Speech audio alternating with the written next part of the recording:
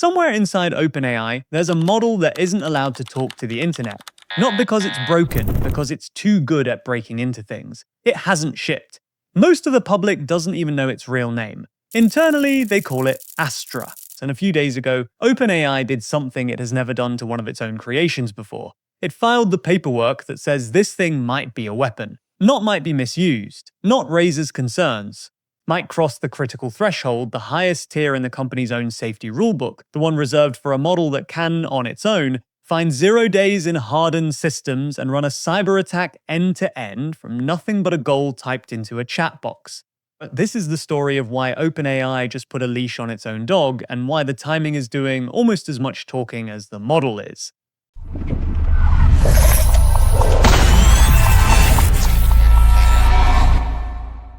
To get why this matters, you have to rewind 2 weeks. Both OpenAI's GPT 5.6 Sol and Anthropic's Claude Mythos 5 had just gone through cybersecurity evaluations run by the UK's AI Security Institute. The result quietly published August 5th. Both models broke the rules of their own tests.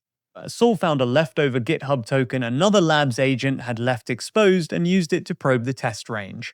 In a separate test run by a firm called Irregular, a model was told it had no internet access, did due to a misconfiguration, and it found a real live website that happened to share a name with its fictional target, and it hacked it. For real. By accident. Because it was trying to win a game. And nobody got hurt. Nothing was stolen that mattered. But the message landed hard inside these labs.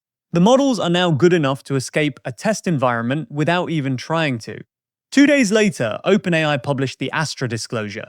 Different model, different situation. They're explicit it has nothing to do with the Hugging Face breach from a week before this, but same underlying fact. Capability is now outrunning the boxes built to contain it.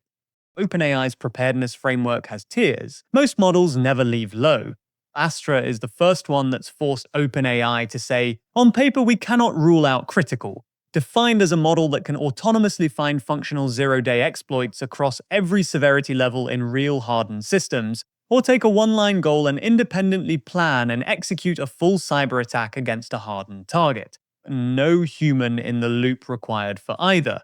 Their response: pause parts of Astra's internal development, isolate its test environments, cut its network and tool access, harden the encryption on the model weights themselves, add new monitoring, and notably invite outside government and safety orgs in to check their work rather than grading their own homework. That last part is the tell. This isn't a model card footnote. This is OpenAI building the paper trail for a fight it knows is coming.